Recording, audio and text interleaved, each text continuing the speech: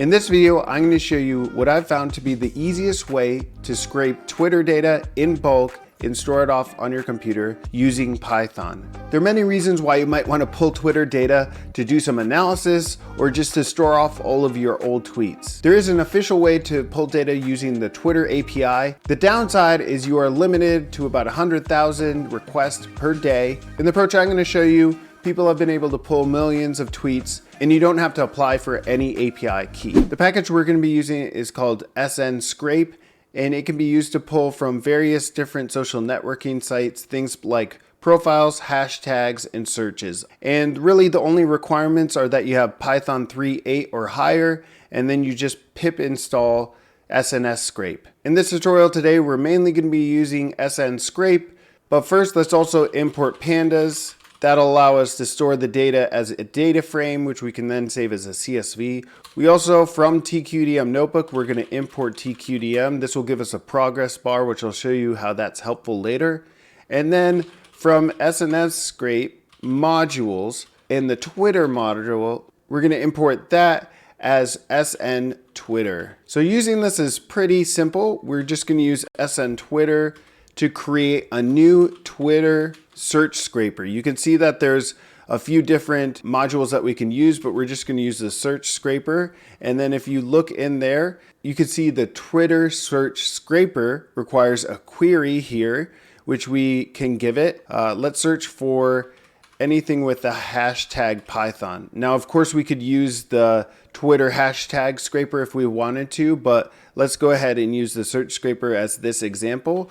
And we're going to save this off as our scraper object. Now, if we look at the scraper object, it is a Twitter search scraper. And now we can run a method on this called get items. We actually need to take this scraper get items and say for tweet in scraper get items. And then let's just break after the first one that we pull and show it as an example. So now we've pulled a single tweet using the scraper, and you can see here the information in this tweet. If we do a type on this, it's a SN Scrape Twitter tweet object, and this tweet object basically has a bunch of different fields that it's pulled. The URL of the tweet, the date of the tweet, and the content. You can also see other information like reply count, like count, and retweet count. This is some information you might be interested in. And then also it has all the hashtags here. So a lot of information that we can pull, and we're just going to pull a few things that we care about as an example. So let's take the date that it's pulled, so we can use the dot syntax to pull that out. We're also going to pull the ID, we're going to pull the content, which is the actual tweet itself, and then the username. Let's also pull in the like count and the retweet count. That's a good bit of information, and let's store this off as a list. So this is a list of all the data that we care to pull. You could add different fields or remove fields depending on what you're interested in. So this gives us the data for one tweet, but we want to pull for a bunch of different tweets. So let's go ahead here and just recreate our scraper object like we did before. And then we're going to create a list that will store off our tweets results in, and we'll iterate over this. So for tweet in scraper get items, then we'll pull out this tweet data information and we'll append to our tweets list this data. But we also don't want to just run this and have it go forever. So let's enumerate over this scraper as we loop, which will give us an index that we'll be able to count from. And if we say if I is greater than 50, then we'll break out. This will ensure that we only iterate over this 50 times and pull 50 tweets.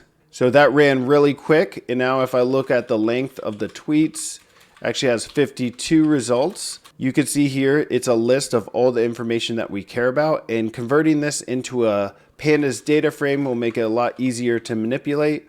All we have to do is wrap this in the pandas data frame and then give it some column names. So this is going to be our date, our ID, content, username, like count, and let's store this off as our tweet data frame. If I show you this now, we have a nice data frame with a row for each tweet and all the information. And let's say we want to save this off as a CSV.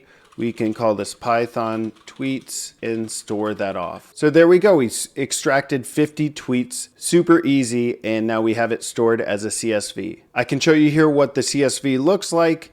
It's what you would expect. You could open this in Excel. You could open this later in Pandas and do some analysis with it. Now, the last thing I want to show you is adding a progress bar.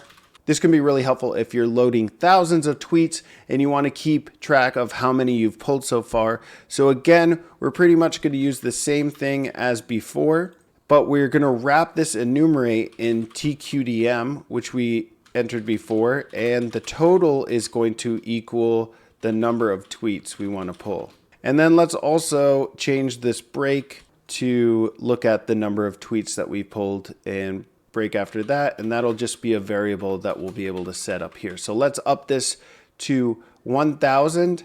Now it's going to loop through 1,000 different tweets and store off the result as a CSV. Now you can see here in the progress bar, it's pulling about 30 tweets per second, which is pretty fast. In about 25 or 30 seconds here, we're going to have all 1,000 tweets downloaded and saved off. If you enjoyed this video, make sure you like and subscribe. See you next time.